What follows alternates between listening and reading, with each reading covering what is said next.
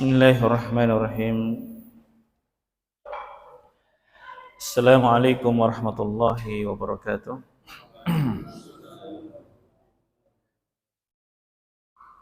Innal hamdalillah nahmaduhu wa nasta'inuhu wa nastaghfiruh wa na'udzu billahi min shururi anfusina wa sayyiati a'malina. Man yahdihillahu fala mudilla lahu wa man yudlil fala hadiya lahu. Asyhadu an la ilaha illallah wahdahu la syarika lahu wa asyhadu anna Muhammadan abduhu wa rasuluhu salawatullahi wa salamuhu alaihi. Ya ayyuhalladzina amanu taqullaha haqqa tuqatih wa la tamutunna illa wa antum muslimun. Amma ba'd, fa inna asdaqal hadithi kitabullah wa khairal hadi hadi Muhammadin sallallahu alaihi wa alihi wa sallam wa syarrul umuri muhdatsatuha fa inna kulla muhdatsatin bid'ah wa kulla bid'atin dhalalah wa kulla dhalalatin finnar. Allahumma ajirna minan nar. Kaum muslimin yang dimuliakan oleh Allah Subhanahu wa taala, senantiasa kita memuji Allah atas limpahan nikmat dan karunia-Nya. Allah Subhanahu wa taala senantiasa mencondongkan hati kita untuk ingin mempelajari agama Allah Subhanahu wa taala. Nah, orang yang belajar itu akan mengetahui kadar dirinya. Dia akan paham tentang dirinya. Berbeda dengan orang-orang yang tidak belajar. Dia tidak bisa mengukur dirinya. Dia tidak akan memahami sejauh mana pemahaman dia tentang agama ini. Karena itu orang yang belajar akan semakin mengerti bahwa ternyata kita ini sangat nihil, sangat sedikit apa yang kita tahu. Dan demikian jemaah sekalian, Allah Subhanahu wa taala menjelaskan dalam Al-Qur'an, "Wa ma utitu minal ilmi illa qalila." Dan tidaklah kalian diberi ilmu kecuali sedikit saja. Bahkan ketika dua nabi bertemu, ini Nabi Musa alaihissalatu wassalam dan Nabi Khidir alaihissalatu wassalam, dan mereka berada di atas perahu. Mereka berada di atas bahtera. Lalu hinggap seekor burung laut yang kecil itu, lalu minum dengan paruhnya, minum air laut tentunya.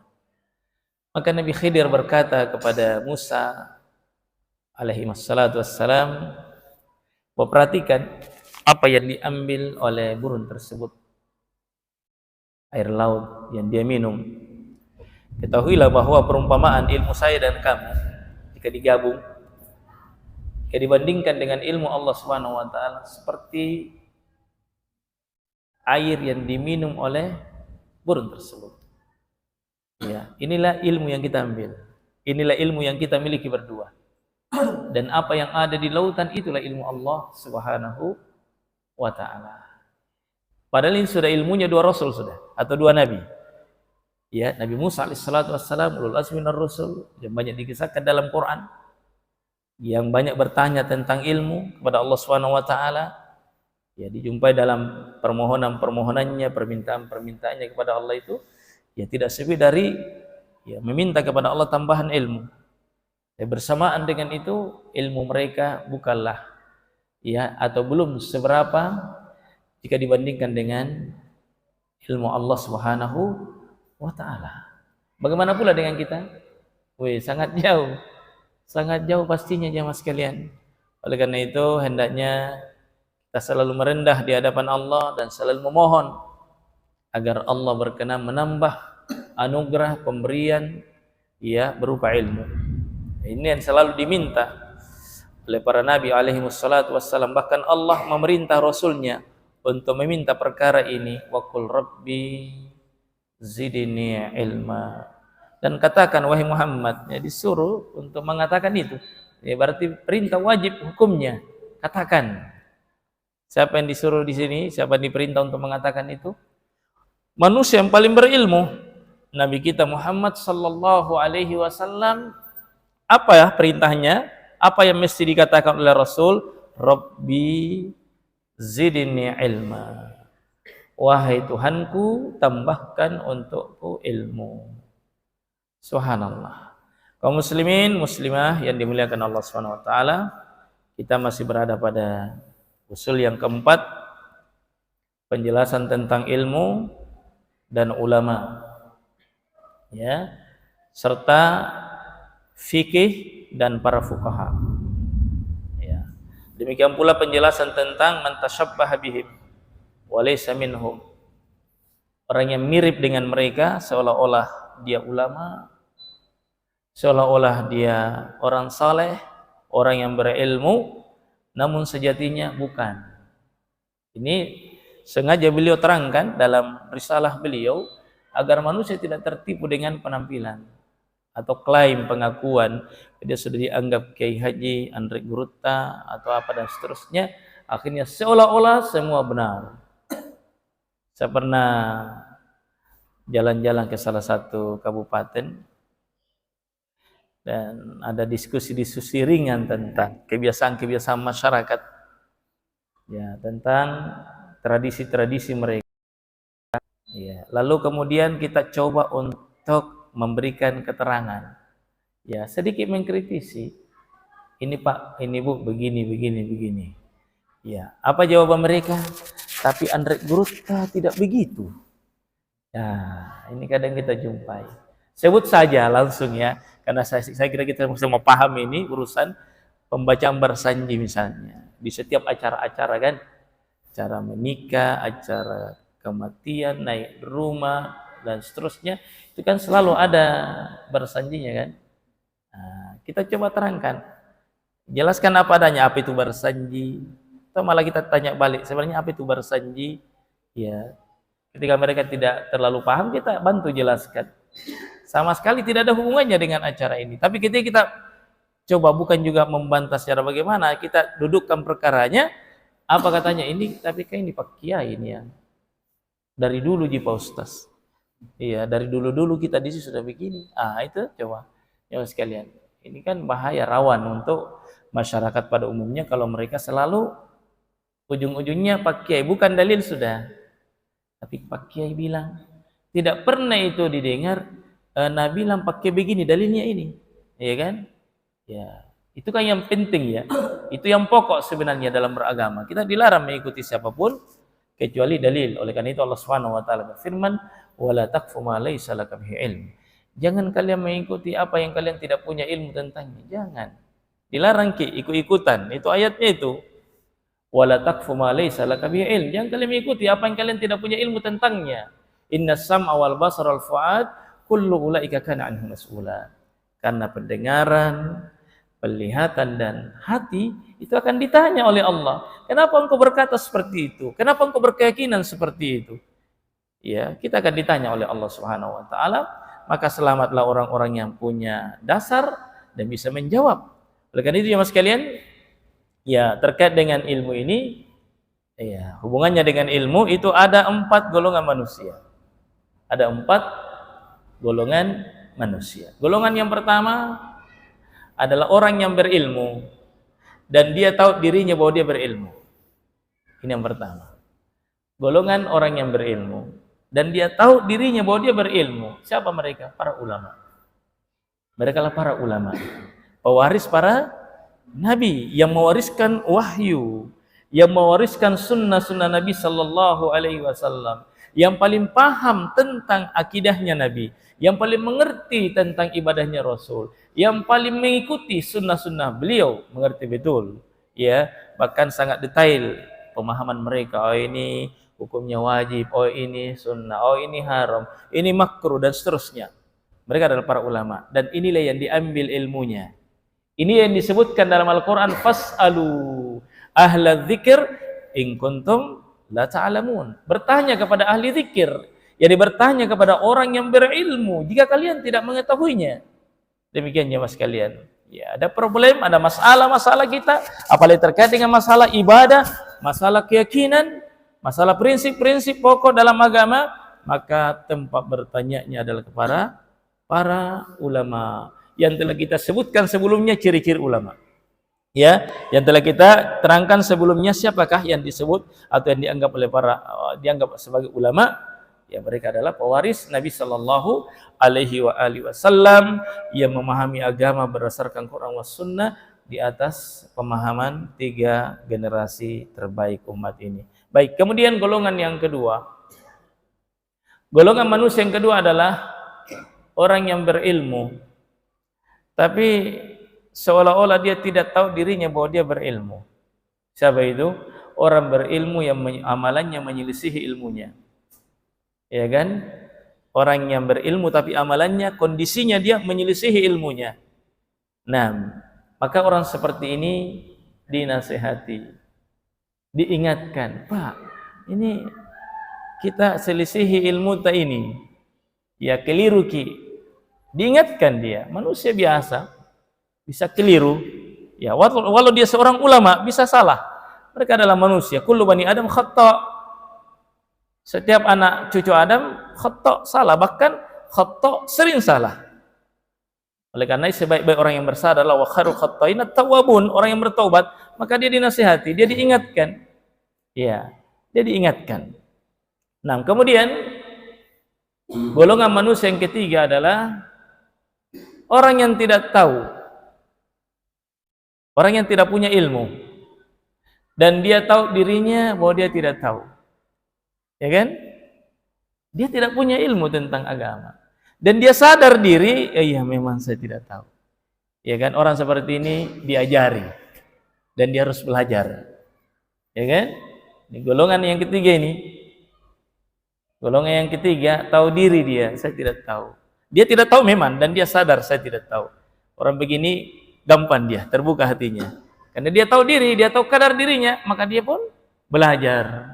Bagi orang alim wajib mengajarnya, ya. Kalau dia bertanya wajib untuk dijawab pertanyaannya.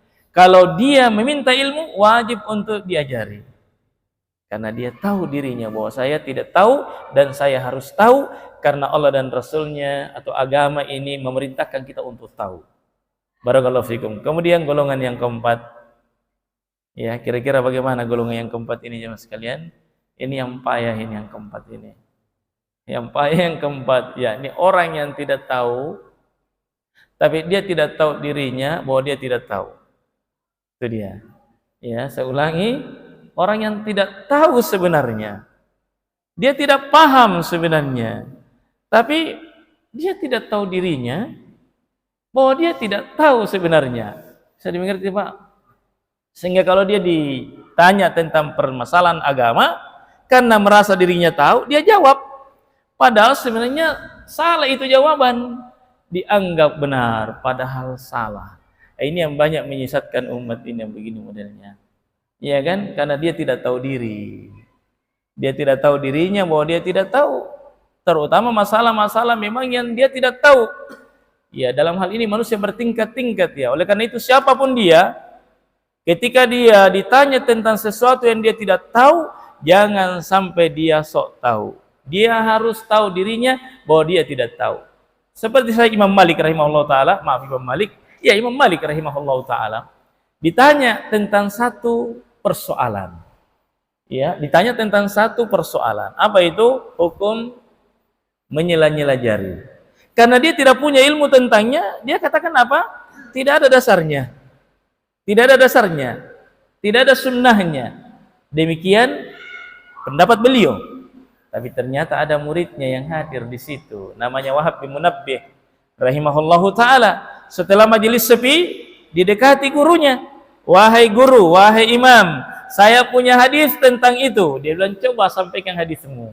Sudah disebutkan sanadnya bersambung sampai kepada Nabi sallallahu alaihi wasallam, yang mana dalam riwayat itu diterangkan bahwa ternyata menyelah-nyelah jari itu ada petunjuknya. Ya kan? Tapi kan dia tidak tahu. Ya kan? Dia tidak boleh mengatakan ada sunnahnya karena memang dia tidak tahu. Bagi yang punya dalil dia harus mendatangkan bukti. Kan begitu?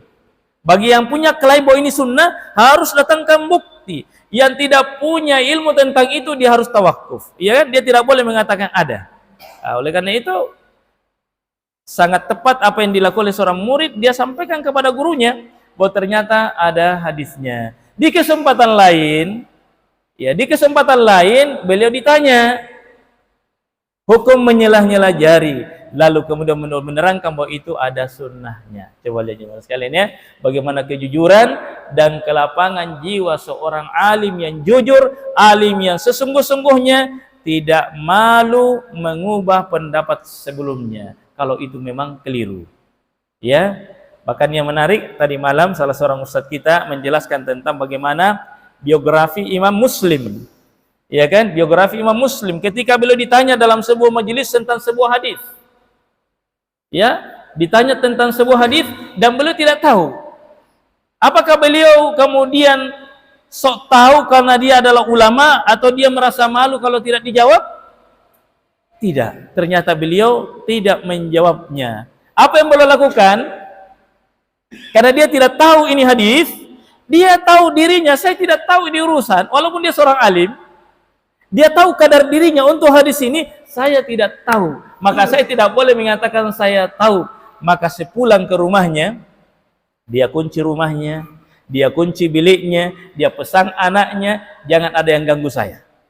Apa yang dilakukan? Semalam suntuk dia tidak tidur mencari hadis itu. Ia mencari hadis tersebut semalam suntuk hingga belum menemukan hadis tersebut. Demikian ya mas kalian, orang-orang terdahulu dia jujur pada dirinya.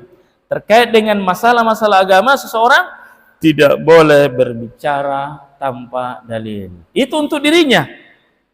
Karena barang siapa yang beramal tanpa ilmu, beramal tanpa dasar ilmu, terancam amalannya tertolak jemaah sekalian.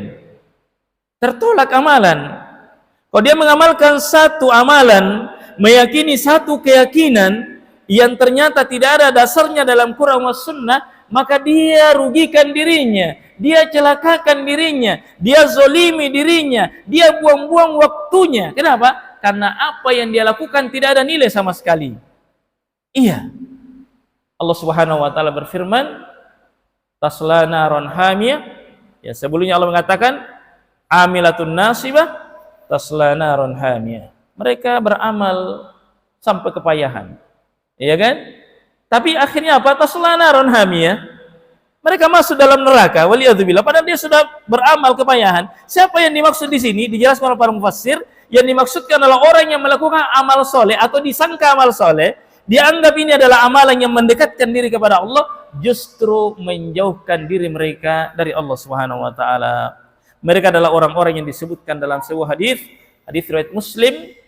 Nabi sallallahu alaihi wasallam bersabda, "Man amila amalan laisa alaihi amruna fahuwa raddun."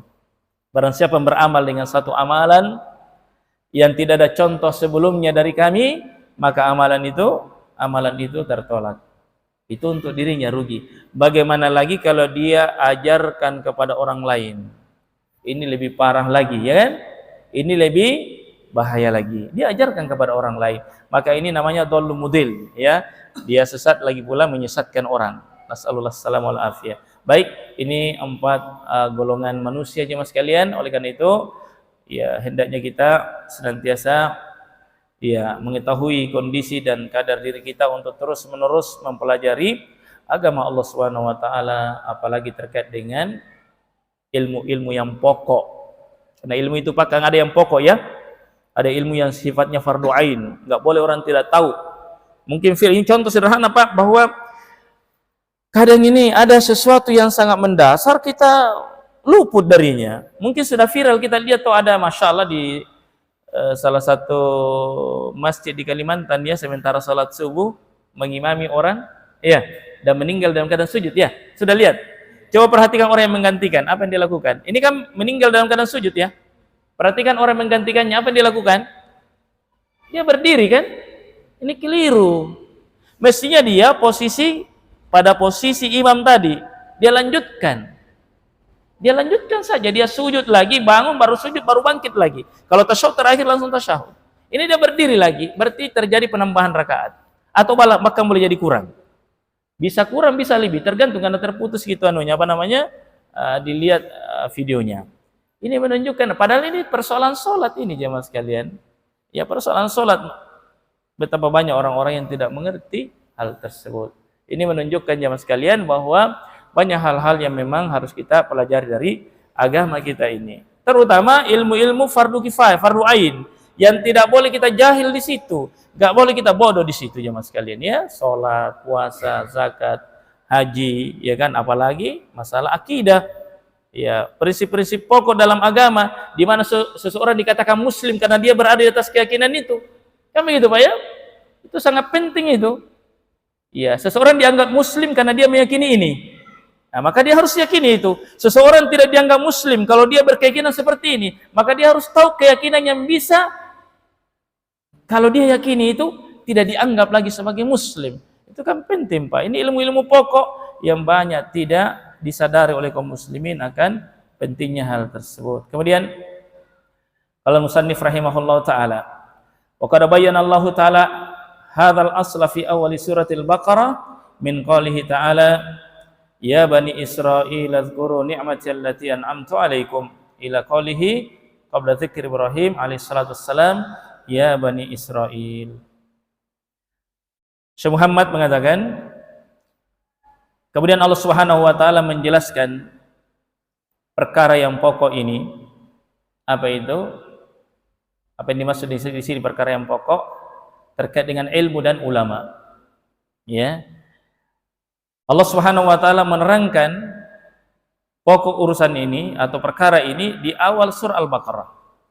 Di awal surah Al-Baqarah, mulai dari firman Allah Subhanahu wa taala, ya bani Israil, wahai bani Israil.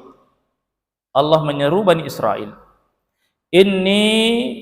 Allah katakan, uzkuru ni'mati allati an'amtu 'alaikum. Ingatlah nikmatku atas kalian. Allah Subhanahu wa taala mengingatkan Bani Israel tentang nikmat yang Allah Subhanahu wa taala berikan kepada mereka. Nikmat apa itu? Kita lihat di lanjutan ayatnya ya, dalam surah Al-Baqarah ayat 40 ya. Wahai Bani Israel, ingatlah akan nikmatku allati an'amtu 'alaikum, yang telah aku berikan kepada kalian. Wa aufu bi ahdi ufi bi ahdikum. Maka hendaklah kalian melaksanakan ya perintahku. Hendaklah kalian melaksanakan janji kalian. Niscaya aku akan laksanakan janjiku kepada kalian. Lalu kemudian di sini para ulama menjelaskan bahwa yang dimaksud di sini nikmat yang Allah Subhanahu wa taala berikan kepada mereka adalah nikmat diutusnya para rasul. Ya kan? Nikmat diutusnya para rasul. Ya. Nikmat diturunkannya wahyu kepada mereka. Kita lihat jemaah sekalian bahwa Nabi Ibrahim alaihissalatu wassalam itu punya dua anak. Satu Ismail. Ya, kemudian satunya lagi Ishak. Dari garis keturunan Ishak inilah banyak nabi-nabi sampai kepada Nabi Isa alaihissalatu wassalam. Di situ banyak nabi, banyak diutus nabi ke Bani Israel. Tapi sayangnya jemaah sekalian, Bani Israel tidak mensyukuri nikmat diutusnya Rasul. Bahkan mereka mendustakannya. Bahkan mereka membunuh para nabi alaihi wassalatu wassalam, yang semestinya mereka ya ikuti, yang seharusnya mereka dukung, yang seharusnya mereka beriman kepada para rasul dan nabi itu, justru mereka dustakan. Bahkan mereka tidak tanggung-tanggungnya mas kalian, bukan sekedar didustakan, bahkan mereka membunuh para nabi dan rasul. Sampai disebutkan dalam sebuah riwayat, kaum Yahudi pernah membunuh nabi dalam satu hari sebanyak 70 orang satu hari. Apalagi orang Palestina jina bunuh, nah nggak biasa gitu. Ya kan? Nenek moyang mereka Pak, bukan manusia biasa dibunuh. Bukan sekedar orang soleh yang dibunuh, bukan sekedar murid para nabi yang dibunuh langsung rasulnya yang dibunuh, nabinya yang dibunuh. Nabi Zakaria alaihissalatu wassalam dibunuh dengan cara apa? Digergaji. Anaknya Yahya alaihissalam juga dibunuh dengan cara dipenggal lehernya. Itu mereka jemaah sekalian. Dalam keadaan mereka tahu bahwa ini utusan. Dalam keadaan mereka paham bahwa yang dibunuh ini adalah para utusan, para nabi, para rasul. Coba jemaah sekalian, saya hormati dan saya muliakan, betapa bejatnya mereka, ya. Betapa bejatnya mereka. Maka diperintah Allah mengingatkan mereka akan nikmat ini, nikmat diutusnya rasul dan apa yang dibawa oleh utusan. Ini memberi isyarat, ya. Inilah alim, ya. Kalau berbicara alim, manusia yang paling alim adalah para nabi dan para rasul. Nah, ingat itu. Artinya di setiap generasi harus tahu siapa alimnya dan harus dia mengambil ilmu darinya dan jangan meninggalkannya, jangan melupakannya, jangan mendustakannya, jangan tidak mau mengambil ilmu darinya. Misalnya di zaman kita ini, siapa alimnya kita? Kan tidak ada nabi kan? Nabi SAW sudah meninggal, sudah wafat, dan tidak akan mungkin ada lagi nabi setelahnya. Tapi Nabi memberikan pengabaran, memberikan dasar-dasar, walaupun beliau sudah meninggal, tapi ada yang melanjutkan perjuangan beliau. Siapa? Para ulama. Al-ulama warasatul anbiya. Para ulama adalah pewaris para nabi. Maka hendaknya kaum muslimin mengerti di zamannya dia siapa ulama yang mesti dia ambil ilmunya. Jangan sampai salah dia mengambil. Jangan sampai dianggap ulama, ternyata bukan ulama. Bukan ulama. Ini bahaya jemaah sekalian. Akhirnya dia bertanya kepada yang bukan ahlinya. Dan ini sangat berbahaya. Ini sangat rentang. Nah, masalahnya sekarang, ya, masyarakat pada umumnya, ya, dalam mengklasifikasi ini ulama, ini bukan, kadang sesuai dengan apa? Sesuai dengan hawa nafsunya, sesuai dengan apa yang dia suka. Ini bagus ulama, ini bagus ini. Kenapa? Bikin lucu. Nah, malah anunya itu, caranya dia, cara pandangnya. Oh, ini bagus karena benar kayak kebiasaan tak. Nah, ini betul ini aslinya ulama ini aslinya kiai. Padahal kerjanya bikin lucu-lucu saja. Ya, bikin cerita-cerita fiktif. Cerita katanya di neraka, penduduk neraka minta tolong ke ini penduduk surga supaya dibuatkan jembatan ke surga. Ini kan main-main, Pak. Ini nggak boleh orang bercanda masalah agama seperti ini. Itu kan dianggap ulama. Ya, bahkan sebaliknya orang-orang yang mengajak kepada Al-Quran, mengajak kepada Sunnah, beribadah sesuai dengan petunjuk Rasul, dianggap apa? Dikasih macam-macam istilah. Ah, ini terlalu keras ini. Jangan-jangan dia Salafi Wahabi ini yang mengkafir-kafirkan orang. Oh, ya, bahaya. Ini kan sudah terbalik-balik ini keadaan ini kalau seperti ini, jemaah sekalian yang saya hormati dan saya muliakan. Maka di sini Allah ingatkan bahwa itu nikmat yang besar. Adanya ulama di tengah-tengah umat itu adalah nikmat yang besar yang tidak boleh kita lupakan. Alhamdulillah di zaman ini banyak ulama-ulama ya yang mumpuni ilmunya ya di berbagai negeri ada di, terutama tentunya jemaah sekalian kalau kita berbicara sumber ulama ya saya kira secara logika sehat kalau kita katakan ya rujukan ulama, rujukan ilmu itu ada di Mekah dan Madinah. Betul nggak Pak? Sepakat kira-kira Pak kalau kita katakan bahwa ya tentunya rujukan yang paling mengerti tentang agama ini adalah di mana turunnya ini agama. Kan begitu? Masa kita yang jauh bisa lebih paham daripada orang-orang yang ada di sana? Kan begitu? Maka tentunya kaum muslimin harus mengerti ulama-ulama yang ada di masanya, yang ada di Mekah, yang ada di Madinah, walaupun tidak menutup kemungkinan juga ada di negeri-negeri yang lain, ada di Yaman, ada di Mesir, ada di mana. Tapi ingat bahwa seseorang itu untuk mengetahui ini ulama ini bukan dengan mengenal ya jubahnya yang panjang, sorbannya yang tebal, bukan, tapi melihat akidahnya. Ini akidahnya benar atau tidak. Kalau akidahnya sudah menyimpang, bertawassul misalnya kepada apa? Kuburan. Bahkan dia ngomong, tadi itu sampai saya geleng-geleng kepala juga itu. Katanya ada seorang Habib ziarah ke salah satu kuburan ya. Bukan, ini kuburan Habib ini. Ya, kuburan Habib. Ya. kuburan Habib.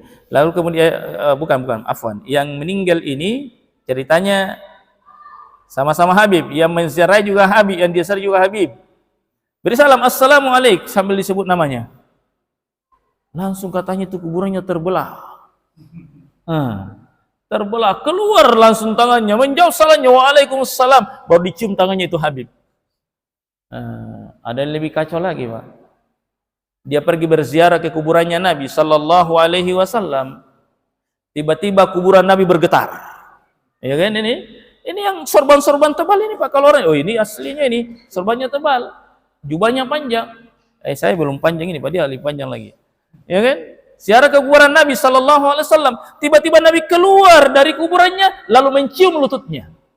La ilaha illallah Muhammad Rasulullah. Seolah-olah dia lebih tinggi ilmunya daripada Nabi Muhammad sallallahu alaihi wasallam. Ini kan apa namanya nih, Pak? Kira-kira ini mau dibilang apa ini? Pelecehan. Ini bisa bentuk pelecehan kepada Nabi sallallahu alaihi wasallam, dan paling ringannya kita mau bilang dia lagi tidak sadar ketika dia bicara. Dia lagi gila ini. Subhanallah. Ini kan bahkan ada juga, Pak, orang tidak pakai baju, kelihatan auratnya dianggap wali. Coba lihat, Pak. Ini luar biasa nih caranya orang memandang siapa yang dimaksud dengan ulama. Terlalu jauh sudah, Pak. Pelencengannya ini. Padahal kalau kita lihat para nabi, para sahabat, ada Abu Bakar, Umar, Utsman, Ali, sahabat-sahabat yang utama yang dijamin masuk surga, semua orang waras-waras, Pak. Ini sekarang kan ada alim disebut wali majdub katanya. Wali majdub itu orang yang gimana ya? Oh, jangan kau salahkan dia kalau dia minum khamar. Jangan kau salahkan dia kalau dia berzina. Hendaknya kau suruh dia berwudu karena kau tidak tahu hakikat yang dia lakukan. Memang kelihatannya dia melakukan dosa, tapi dia tidak berdosa. Enggak, itu cuma matamu saja melihat dia berdosa. Maka kau berprasangka buruk kepada matamu. Jangan berprasangka buruk sama dia. Dia itu wali. Coba lihat, ini kan kacau sekali, Pak, kalau sudah seperti ini. Dan ini ada ya viral yang seperti ini, Pak. Ada pengikutnya yang seperti ini. Oleh karena itu, ini perkara yang sangat penting ini, Pak. Ini usul yang keempat ini sangat mendasar. Kalau di sini orang keliru di sini, barometernya bengkok, maka kan bengkok caranya di beragama. Kalau dia tidak bisa membedakan mana ulama, mana yang bukan ulama, ini repot dia jadinya. Ini jadi masalah jemaah sekalian. Saya hormati dan saya muliakan. Sedikit mengulang, ya ini maksud yang ulama adalah orang yang berbicara qala Allah wa qala Rasul. Itu dia, Pak. Itu cirinya ulama yang sebenarnya. Allah berfirman, Nabi bersabda, ya. Ayat ini begini maknanya, sebagaimana dikatakan oleh para sahabat misalnya. Bukan dari dirinya, ya. Bukan dari mana, tapi jelas sumber rujukannya. Jelas sekali bahwa ucapannya dia bukan bersumber dari dirinya, tapi bersumber dari wahyu Al-Quran dan sunnah Nabi sallallahu alaihi wasallam. Bukan juga ulama yang sudah tahu kebenaran tapi dia menyembunyikannya. Ini juga bukan ulama. Oleh karena itu ulama bukan sekedar banyak dalilnya. Sebagaimana dikatakan oleh sebagian ulama kita bahwa al-ilmu laisa bikasratir riwayah. Ilmu itu bukan dengan banyaknya dia mengucapkan, tapi terkadang ada orang yang sudah tahu kebenaran tapi dia sembunyikan kebenaran. Kenapa dia sembunyikan? Kapan dia ucapkan nanti dimusuhi sama orang. Nah, ini ada juga tipe-tipe begini nih. Nah, tahu ini salah, tapi kalau dibilang tidak diundang lagi ceramah. Nah, ini ada tipe-tipe begini. Dan itu ada dalam dialog-dialog mereka dengan orang-orang yang menginginkan kebaikan untuknya. Wahai Ustaz, kenapa engkau masih melakukan tahlilan 3 hari kematian, 7 hari, 101 pekan, sebulan, 40 hari, 100 hari. Kenapa kamu lakukan itu? Bukankah ini bid'ah mungkar? Dan itu diterangkan dalam kitab-kitab kamu juga ada? Katanya dia, iya betul. Ya sebutkan juga dalam kitab kami yang bernama ini, diterangkan di situ bahwa acara-acara makan-makan di rumah kematian ini adalah bid'ah mungkar.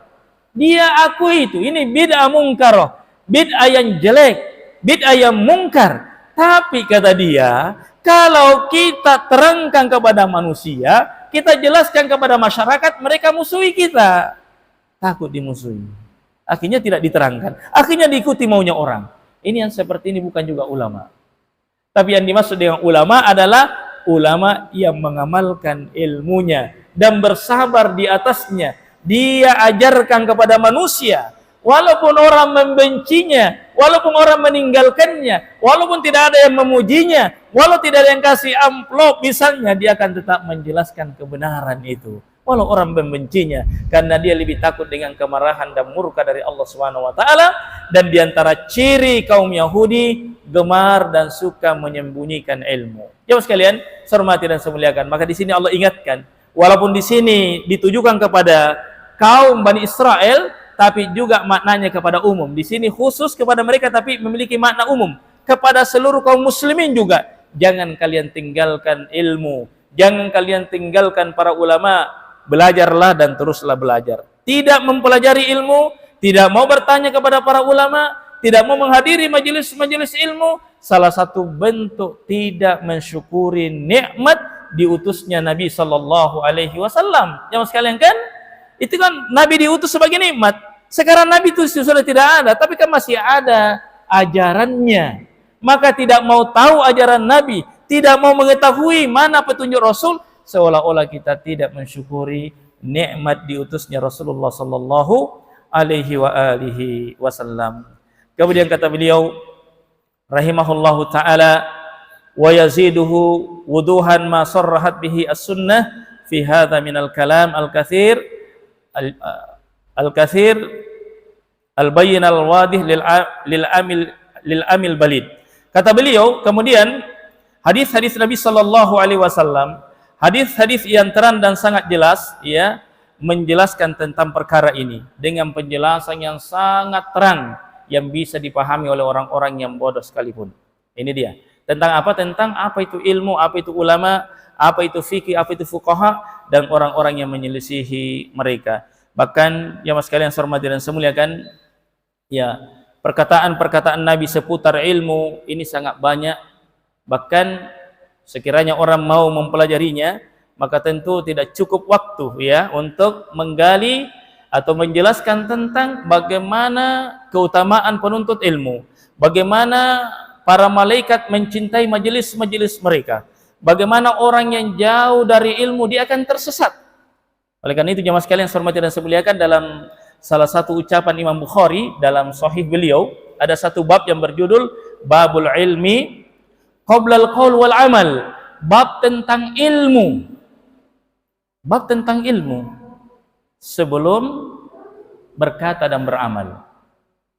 Ini jamaah sekalian, jadi ilmu itu sebelum kita bicara, ilmu itu sebelum kita beramal. Contoh begini, dari kecil kan kita sholat, kan gitu, dari kecil kita sholat, bagian sholat dari kecil, atau sejak kita memulai sholat. Oke, mungkin awalnya kita ikut-ikutan kan, kita lihat orang datang ke masjid sholat, kita sholat, kita lihat orang takbir, kita takbir. Ini sebenarnya yang seperti ini berlaku untuk anak kecil. Maaf, sebagaimana Nabi katakan, ajari anak kalian sholat di umur 7 tahun dan pukul ketika berumur 10 tahun. Artinya pembiasaan. Didik, latih, biasakan, antar, bawa ke masjid di umur 7 tahun, ya kan, sampai 10 tahun diajari sholat, berarti 3 tahun diajari oleh orang tuanya, diajari artinya dibiasakan. Lalu kemudian setelah itu jamaah sekalian, tidak cukup sekedar sholat sebagai kebiasaan, dia harus mulai tahu kenapa saya takbir, kenapa begini takbirnya saya, kenapa tidak begini? Kita akan ditanya misalnya, anggaplah, kenapa Bapak takbirnya begini? Kenapa tidak begini? Iya, karena dari dulu memang saya lihat orang sholat begini, memang tidak begini. Tidak cukup sekedar itu. Kita harus paham bahwa memang seperti ini Nabi sholat. Keliru kalau kita katakan karena orang di kampung saya, karena guru saya begini sholatnya, enggak. Harus jawaban yang benar adalah karena Nabi sholat seperti itu, sebagaimana sabda Nabi sallallahu alaihi wasallam, "Shallu kama ra'aitumuni usalli." Sholatlah kamu sebagaimana kalian melihat aku sholat. Maka harus ada waktu untuk kita semua. Tapi sholat itu hukumnya wajib kan? Wajib bagi orang yang sudah berakal, bagi orang yang sudah balik maksudnya. Maka sholat wajib bukan sekedar sholat yang wajib, tapi mengetahui tentang sholat itu wajib. Kan begitu. Contoh, saya pernah lihat ada orang sholat, takbirnya Pak bukan begini, tapi seperti ini, Allahu Akbar. Ada. Saya lihat sendiri. Ada seperti ini. Nah, bagaimana itu membantahnya? Akan kita katakan ini salah. Oke, betul salah. Tapi kalau dia balik, kalau kamu begini, kalau saya juga bilang salah, misalnya bagaimana kita menjawabnya misalnya? Nah, ini perlu ada waktu untuk kita, walaupun para ulama menjelaskan tidak wajib menghafal dalilnya. Ya, tidak wajib menghafal dalilnya, tapi bahwa ada dalilnya, Anda pernah mendengarnya. Ada ustadz pernah menjelaskan bahwa tata cara takbirnya Nabi begini, hadisnya sahih, itu harus sampai di telinga kita, supaya kita tidak ikut-ikutan. Kan begitu? Dan ini masih kita jumpai banyak orang keliru, Pak.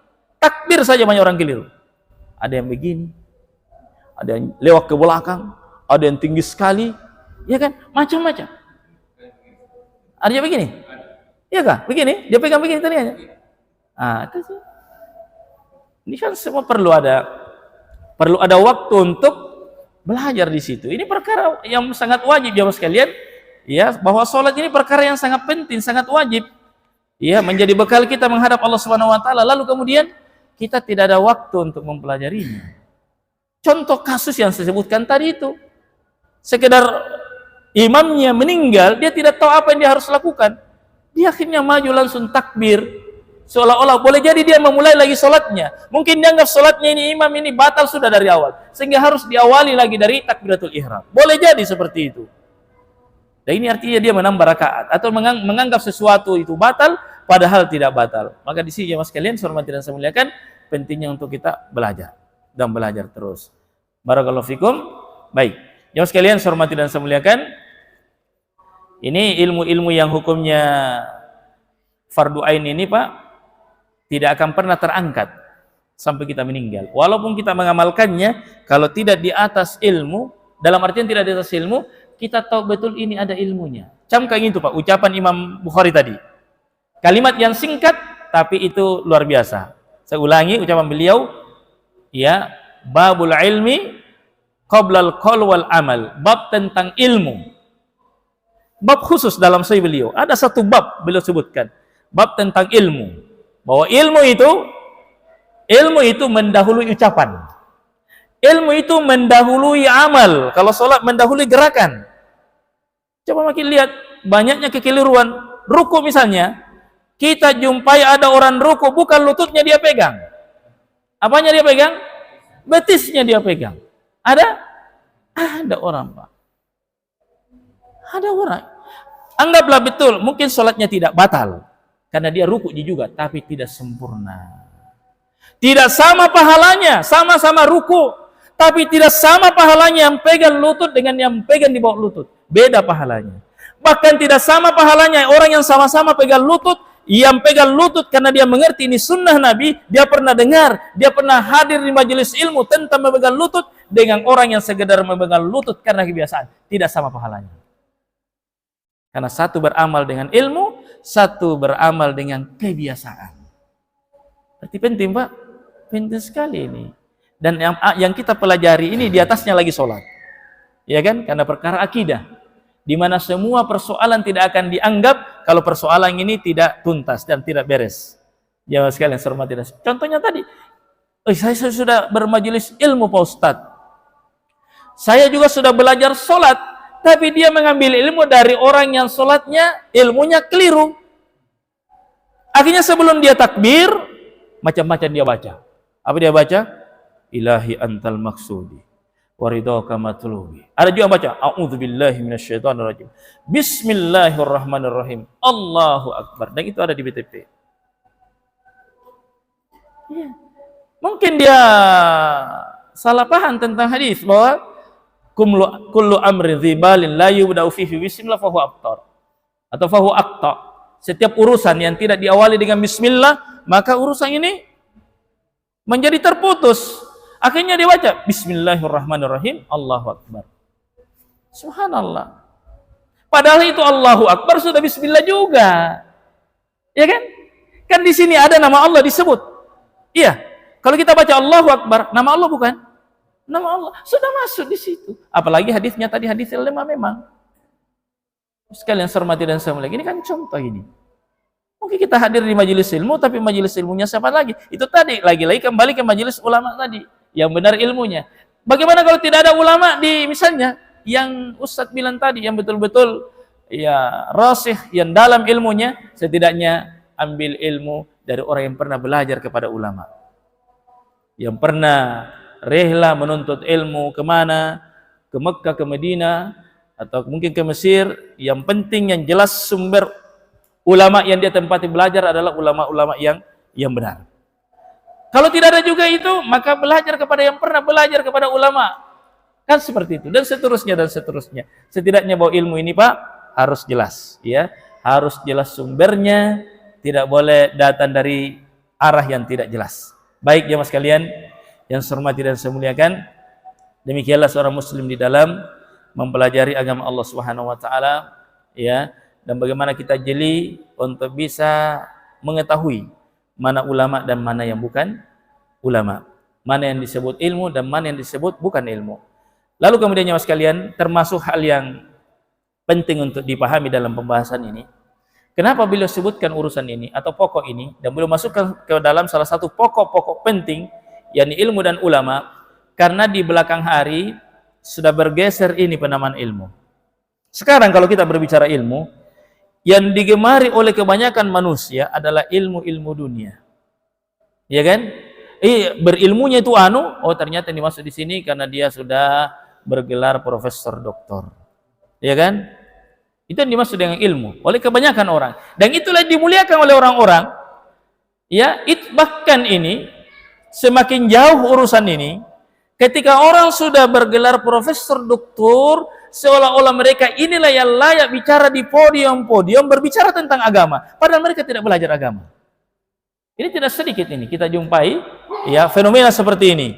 Sudah mulai ada masjid-masjid yang malu mengundang ustadz-ustadz yang tidak ada gelarnya. Kenapa? Karena seluruh DKM masjid adalah profesor doktor. Kan begitu. Janganlah diundang apa? Ada titel? Enggak ada. Padahal mungkin 10 tahun dia belajar di pesantren. Dia mau datang ajari kita agama, bukan mau datang ajari kita pertanian. Ya kan, cara bercocok tanam, bukan. Jemaah sekalian yang saya hormati dan saya muliakan, tidak salah, tidak keliru jika kita panggil orang yang punya gelar doktor, profesor, enggak masalah. Tapi jelas ilmunya. Ya kan? Jelas ilmunya, karena dia mau datang mengajarkan agama, bukan mau datang mengajarkan hal-hal yang lain. Jemaah sekalian saya hormati dan saya muliakan. Oleh karena itu kita lihat, sekarang kita lihat secara umum manusia ini perlu dibedah sebelum kita tutup jemaah sekalian. Ada orang belajar agama 10 tahun. 10 tahun. Jadi pondok bahkan bukan lagi 10 tahun, setelah itu belajar ke luar negeri lagi sampai 15 tahun misalnya. Kemudian ada orang bergelar doktor misalnya. Mana yang lebih dimuliakan di tengah-tengah masyarakat sekarang? Tapi tidak ada gelarnya tadi ini orang belajar agama, nggak ada gelarnya, tapi dia hafal Quran, dia hafal hadis-hadis Nabi Sallallahu Alaihi Wasallam, dia mengerti betul tentang masalah agama ini, tapi tidak punya titel. Kira-kira mana yang dimuliakan oleh masyarakat pada umumnya? Yang doktor, Pak. Di sini keliru besarnya manusia. Keliru besar, Pak. Allah Subhanahu wa taala berfirman, "Yarfa'illahu alladziina aamanu minkum walladziina utul ilma darajat." Allah mengangkat derajat orang-orang yang beriman dan orang-orang yang berilmu beberapa derajat. Ilmu apa di sini? Ilmu agama. Semua nabi dan rasul datang mengajari apa? Ilmu agama atau ilmu dunia? Ilmu agama. Sekarang mana lebih tinggi kedudukannya? Nabi Muhammad sallallahu alaihi wasallam yang tidak tahu baca tulis itu, atau profesor yang paling hebat sekarang? Siapa kira-kira? Semua orang pasti mengatakan Nabi Muhammad sallallahu alaihi wasallam. Kenapa tidak itu dijadikan ukuran? Bahwa semua orang yang membawa apa yang dibawa oleh Nabi tentu dia lebih utama dari siapapun dia. Dan Allah yang telah mengangkat derajat mereka di dunia dan di akhirat. Kan seperti itu. Ini berubah, Pak. Bergeser ini cara pandang manusia tentang orang yang layak dimuliakan dari kalangan orang berilmu. Sebagai penutup, Allah Subhanahu wa taala berfirman, "Ya'lamuna zahiran minal hayatid dunya wa hum 'anil akhirati hum ghafilun." Mereka sangat alim, mereka sangat ahli dalam perkara ilmu-ilmu dunia, tapi mereka sangat lalai akan ilmu akhirat. Orang seperti ini dicela oleh Allah Subhanahu wa taala. Pandai kalau berbicara tentang anatomi tubuh, hebat kalau dia berbicara tentang pertanian, jago kalau dia berbicara tentang masalah kedokteran, tapi ketika berbicara tentang tata cara wudhu Nabi, mereka sangat jauh. Jemaah sekalian, kalau dia berwudhu masih kacau cara berwudhunya, ya kan, cuci mukanya 10 kali, ya kan, cuci kakinya tidak kena mata kakinya. Sementara dia mungkin bergelar profesor doktor. Bahkan tidak sedikit orang sekarang ini yang bergelar profesor doktor yang dianggap Kiai Andre Gurutta justru berpendapat sholat tidak wajib, jilbab tidak wajib. Bukan ajaran syariat Islam, itu hanya budayanya orang-orang jahiliyah Arab dulu. Subhanallah. Padahal dia profesor doktor, bahkan dia penulis buku, bahkan dia seorang kiai, bahkan dia menulis tafsir. Tapi dia mengatakan jilbab tidak wajib, itu budaya orang Arab jahiliyah dulu, bahkan anaknya pun tidak pakai jilbab. Subhanallah, ini contoh jemaah. Apakah orang seperti ini yang dibanggakan? Bukan. Banggakanlah orang yang dibanggakan oleh Allah dan Rasulnya. Muliakanlah orang yang memuliakan Allah dan yang dimuliakan oleh Allah dan Rasulnya. Begitulah cara pandang orang beriman. Kalau tidak seperti itu, maka ada hal yang keliru pada hati-hati kita. Kalau tidak lebih memuliakan orang-orang yang dimuliakan oleh Allah dan Rasulnya sallallahu alaihi wasallam, justru Allah menghinakan, mencela orang yang hebat ilmu dunianya tapi tidak paham ilmu agama. Wassallallahu wasallam ala nabiyina Muhammadin wa ala alihi wasahbihi wasallama wa akhiru da'wana alhamdulillah. Assalamualaikum warahmatullahi wabarakatuh.